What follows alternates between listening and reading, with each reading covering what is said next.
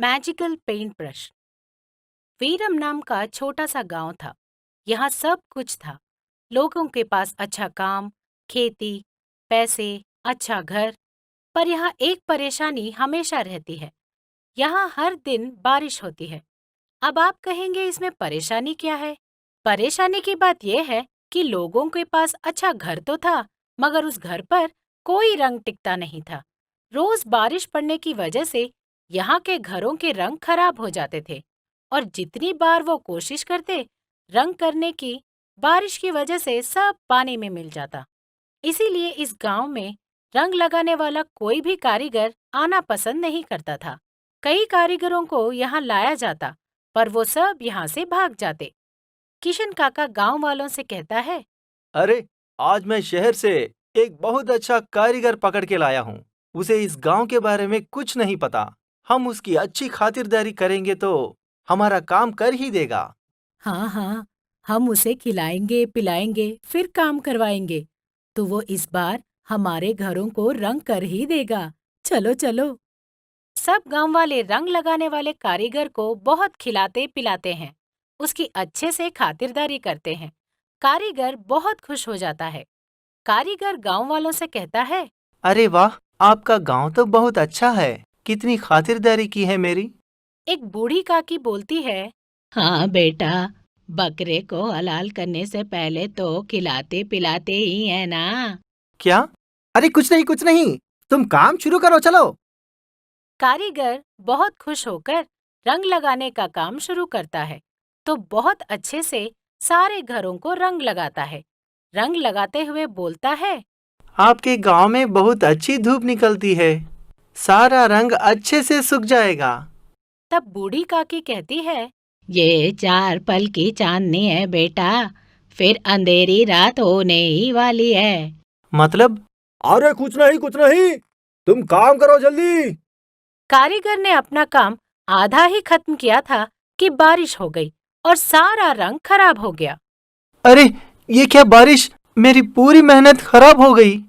वो फिर से काम शुरू करता है। ऐसे करते करते वो रोज रंग लगाता, रोज बारिश हो जाती और पूरा रंग खराब हो जाता। अरे, मुझे नहीं करना यहाँ काम। इस गांव का नाम वीरम नहीं, बारिशपुर होना चाहिए था। अब समझ आया क्यों इतनी खातिरदारी की जा रही थी। मैं जा रहा हूँ यहाँ से। ये मुर्गा भी नहीं फंसा, क्या होगा इस गांव का? और वहाँ के घर बिल्कुल बेरंगे हो गए थे। गांव में हमेशा की तरह बारिश हो रही थी, तो उस गांव से एक पुजारी गुजर रहे थे। वो बेचारे बारिश में बहुत भीग रहे थे और गांव के बाहर पानी भर जाने की वजह से कहीं जा भी नहीं पा रहे थे। अरे पुजारी जी, आप हमारे गांव में चलिए। आप यहाँ भीग जाएंगे। सारे गांव वाले पुजारी जी की बहुत सेवा करते हैं, उनका बहुत ख्याल भी रखते हैं। पुजारी जी बहुत प्रसन्न हो जाते हैं। आप लोगों ने मेरी बहुत सेवा की है। मैं कुछ आपको देना चाहता हूँ। आप गांव वालों कुछ भी मांगिए, मैं आपको दे दूंगा। सारे गांव वाले कहते हैं, पुजारी जी, हमारे गांव में सब कुछ है, सिर्फ हमारे घरों को रंग लगाने कोई नहीं आता। बारिश की वजह से सारे कारीगर भाग जाते हैं। बस इतनी सी बात है। ये लो, जादुई पेंट ब्रश। ये आपके कहने पर सारे गांव को रंग लगा देगा। बेरंग है ये गांव सारा, भर दे रंग इसमें देर सारा। और वो जादुई पेंट ब्रश अपना काम शुरू कर देता है। वो हर घर को इतना सुंदर रंगता है, किसी को लाल, हरा, पीला, गुलाबी, नीला, ऐसा करते करते पूरा गांव बहुत सुंदर बन जाता है। सारे गांव वाले अपने गांव को देखकर बहुत खुश हो जाते हैं। गांव की तो लॉटरी लग गई, अब कोई मुर्गा नहीं फंसाना पड़ेगा। सारे गांव वाले हंसने लगते हैं। गुड़गांव नाम के एक गांव में नारायण नाम का एक आदमी रहता था। वो रोज जंगल में जाके लकड़ियां काटता था और उसे बाजार में बेचता था। उससे मिलने वाले पैसे से वो अपना और अपने परिवार का पेट पालता था।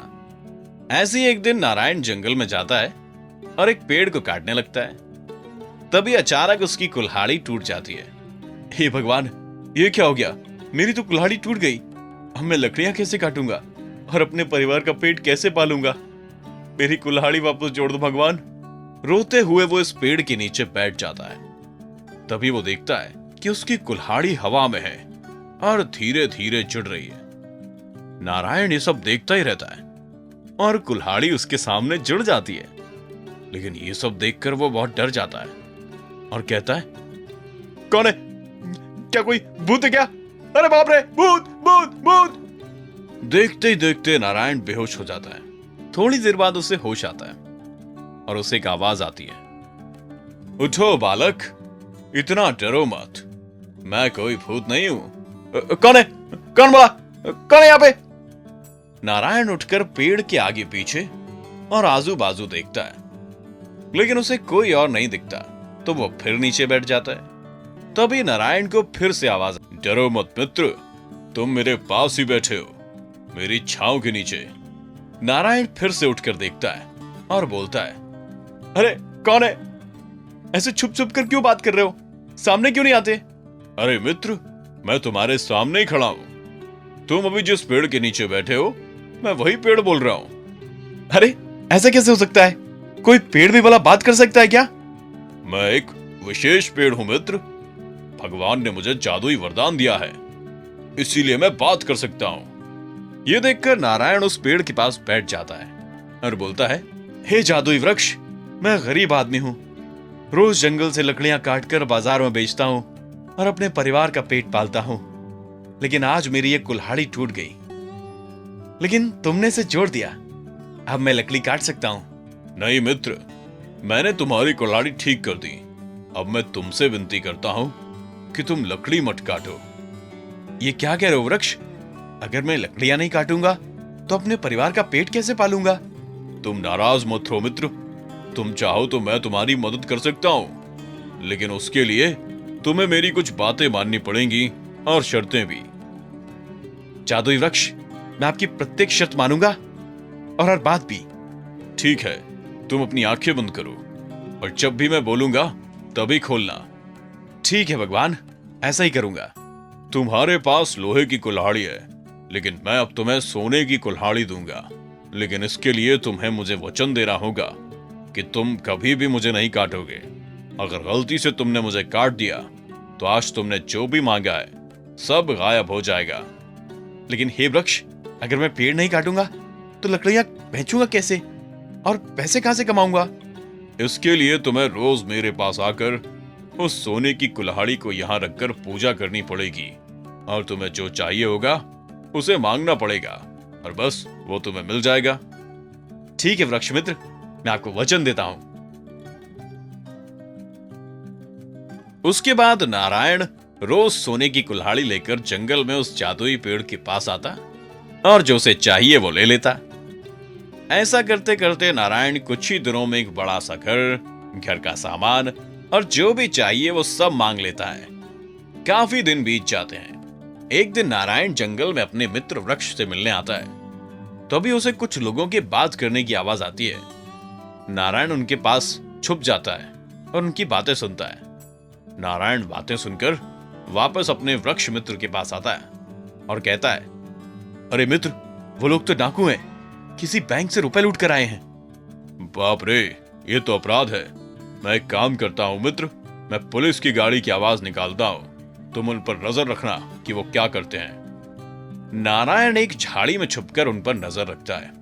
तभी जादुई पेड़ पुलिस की गाड़ी की आवाज निकालता है। ये सुनकर सारे डाकू जल्दी से सारा रुपया उसी जादुई पेड़ में छुपाकर भाग जाते हैं। अरे वाह मित्र, तुमने तो कमाल ही कर दिया, सब डाकुओं को भगा दिया। लेकिन अब हम क्या करेंगे? अभी तो बहुत रात हुई, अभी तुम घर जाओ, कल सुबह आना तुम। दूसरे दिन सवेरे नारायण जादुई पेड़ के पास आता है। तभी वहां पर सारे डाकू फिर से आते हुए दिखते हैं। ये देखकर नारायण पेड़ पर चढ़ता है। वो डाकू अपना छुपाया हुआ रुपया ढूंढने लग जाते हैं। जादुई पेड़ अपनी टहनी से एक डाकू को जोरदार चाटा मारता है। वो डाकू दूसरे डाकू से पूछता है, अरे तूने मुझे चाटा क्यों मारा? कमाल है, मैंने तो नहीं मारा। जादुई पेड़ फिर अपनी टहनी से दूसरे डाकू को चाटा मारता है। अबे तू मुझे क्यों मार रहा है? अरे मैंने नहीं मारा यार। जादुई पेड़ फिर से अपनी टहनी से तीसरे डाकू पर एक गाल में चाटा मारता है। ये देखकर, अरे तुम दोनों मुझे क्यों मार रहे हो? नहीं नहीं, हमने नहीं मारा, हमने नहीं मारा। तो फिर यहाँ कोई भूत है जो मुझे चाटा मारेगा? ऐसा बोलते जादुई पेड़ हंसकर कहने लगता है, सही पहचाना, मैं भूत ही हूं और अब मैं तुम तीनों को खा जाऊंगा। ये देखकर कि एक पेड़ बात कर रहा है, तीनों डाकू भूत भूत कहकर वहां से भाग जाते हैं और जादुई पेड़ नारायण से कहता है, मित्र, अब तुम ये सारा पैसा लेकर गांव के पुलिस स्टेशन में जाओ, जो हुआ सब बताओ। नारायण ठीक वैसा ही करता है और पुलिस भी नारायण को उचित इनाम देती है। शंकरपुर नाम के एक गांव में दो महिलाएं रहती हैं। एक का नाम ललिता था और दूसरी का बानू। दोनों एक दूसरे की पड़ोसी थी। एक दिन बानू के घर पर मेहमान आने वाले थे, जिस वजह से उसको ज्यादा खाना बनाने की जरूरत थी, लेकिन उसके पास ज्यादा खाना बनाने के लिए बर्तन नहीं थे। इसीलिए वो सोचती है कि ललिता से एक दिन के लिए बर्तन मांग कर ले आती हूँ। बानू ललिता के घर जाती है। ललिता, अरे ओ ललिता, कहाँ हो? जरा मेरी बात सुनो। अरे बानू, बोलो क्या बात है, कैसे आना हुआ? अरे ललिता, आज मेरे घर कुछ मेहमान आने वाले हैं, जिस वजह से आज मुझे ज्यादा खाना पकाना पड़ रहा है, लेकिन मेरे पास पर्याप्त बर्तन नहीं है। क्या तुम मुझे कोई बर्तन दोगी? ललिता को ये बात पसंद नहीं आती है, लेकिन पड़ोसी होने के नाते वो बानू को मना नहीं कर पाती और थोड़ा बानू को उल्टा सीधा बोलकर और झिझक कर एक टूटी फूटी कढ़ाई दे देती है। काम होते ही मैं वापस कर दूंगी। देखो बानू, ये कढ़ाई है मेरे पास, क्या इससे काम होगा तुम्हारा? लेकिन इसको इस्तेमाल करने के 100 रुपए लूंगी। अगर मंजूर है तो लेकर जाओ, और हाँ, इस्तेमाल के बाद इसे अच्छी तरह से घिस घिस कर चमका कर लाना, ठीक है? हाँ हाँ बानू, ये चलेगा। ललिता से कढ़ाई लेकर बानू अपने घर वापस आती है और सोचती है कि ललिता को सबक सिखाना जरूरी है। थोड़ी देर में वो खाना बनाती है। उतने में उसके यहाँ मेहमान आते हैं और बानू उन्हें खाना खिलाकर अपने काम के लिए रवाना कर देती है। फिर दूसरे दिन ललिता कढ़ाई देने के लिए बानू के पास जाती है, लेकिन ललिता उस कढ़ाई की जगह एक छोटी और नई कढ़ाई देती है। ये देखकर ललिता कहती है, अरे बानो, ये क्या है? मैंने तो तुम्हें बड़ी कढ़ाई दी थी, फिर ये छोटी और नई कढ़ाई क्यों दे रही हो मुझे? अरे ललिता, कमाल हो गया। कल रात को मैंने रात में बर्तन धो के रखे थे, सुबह देखा तो तुम्हारी कढ़ाई को एक बच्चा हो गया। ललिता ये देखकर बहुत खुश हो गई और लालच में उसने बानू को कहा, ये छोटी कढ़ाई उसी का बच्चा है। अरे बानू, आज के बाद अगर तुम्हें कोई भी बर्तन चाहिए होगा तो जरूर मेरे घर से ही लेकर जाना। मैं बिना कोई पैसे लेकर तुम्हें बर्तन दूंगी। आखिरकार तुम मेरी पड़ोसन हो। हाँ हाँ ललिता, अगली बार जरूरत पड़ेगी तो मैं तुमसे ही बर्तन मांगने आऊंगी। ये कहकर बानू वहां से अपने घर चली जाती है। कुछ महीने बीत जाते हैं।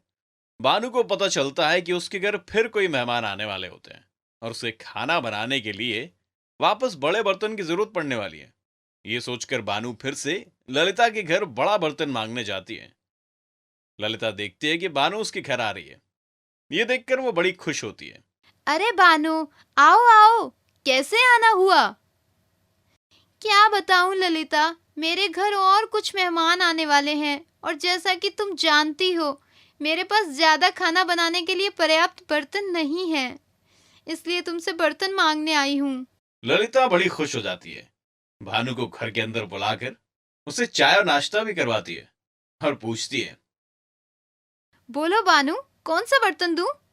अरे ललिता, वही वाला दे दो जो पिछली बार दिया था, कढ़ाई। इस बार ललिता सोचती है कि पिछली बार कढ़ाई दी थी तो उसका बच्चा मिनी कढ़ाई मिली थी। इस बार प्रेशर कुकर देती हूँ ताकि उसका बच्चा मिनी प्रेशर कुकर मिले। अरे नहीं नहीं बानू, वो तो बड़ा छोटा हो जाएगा। एक काम करो, तुम इस बार ये प्रेशर कुकर लेकर जाओ, इसमें सहूलियत से खाना बनाना और अपने मेहमानों को खुश करना। अरे इसकी कोई जरूरत नहीं है ललिता, लेकिन तुम कहती हो तो ठीक है। बानू प्रेशर कुकर लेकर अपने घर जाती है। दूसरे दिन बानू के यहाँ मेहमान आते हैं। बानू उन्हें स्वादिष्ट भोजन पकाकर खिलाती है और 2 दिन बाद वो सब चले जाते हैं। लेकिन इधर ललिता अपने नए मिनी प्रेशर कुकर की राह देखती रहती है कि बानू आएगी और उसे मिनी प्रेशर कुकर देगी, जैसा कि उसने बड़ी कढ़ाई की जगह मिनी कढ़ाई दी। लेकिन काफी दिन होते हैं बानू घर से बाहर ही नहीं निकलती। ये देखकर ललिता बानू के घर जाती है। अरे बानू, ओ बानू, कहाँ हो? हाँ ललिता, आओ आओ, अंदर आओ, मैं यहीं बैठी हूँ, अंदर आ जाओ। ललिता अंदर जाती है और देखती है कि बानू अंदर उदास बैठी है। ये देखकर ललिता उससे पूछती है, अरे बानू, क्या हुआ तुम्हें? तुम्हारी तबीयत तो ठीक है ना? ऐसे क्यों बैठी हो उदास होकर? अरे ललिता, अब मैं क्या बताऊं तुम्हें? तुमने जो प्रेशर कुकर दिया था ना, उसकी तो कल रात को मौत हो गई। ये सुनकर ललिता बड़े अचंभे में गिर जाती है और गुस्से में आकर बानू से पूछती है, अरे, ये क्या कह रही हो तुम बानू? ऐसा कैसे हो सकता है? क्या प्रेशर कुकर भी कोई मर सकता है भला? तब बानू भी शांत होकर ललिता से कहती है, अरे क्यों नहीं मर सकता? क्यों नहीं हो सकता ललिता? जब कढ़ाई को बच्चा हो सकता है तो प्रेशर कुकर क्या मर नहीं सकता? उस दिन तो तुमने कोई सवाल नहीं पूछा था जब मैंने कहा कि कढ़ाई को बच्चा हुआ है। उसकी बजाय तुमने वो कढ़ाई लेकर बड़े मजे से घर में रख दी। फिर आज क्यों सवाल पूछ रही हो? इस तरह बानू ललिता को सबक सिखाती है और उसे अपने घर भेज देती है।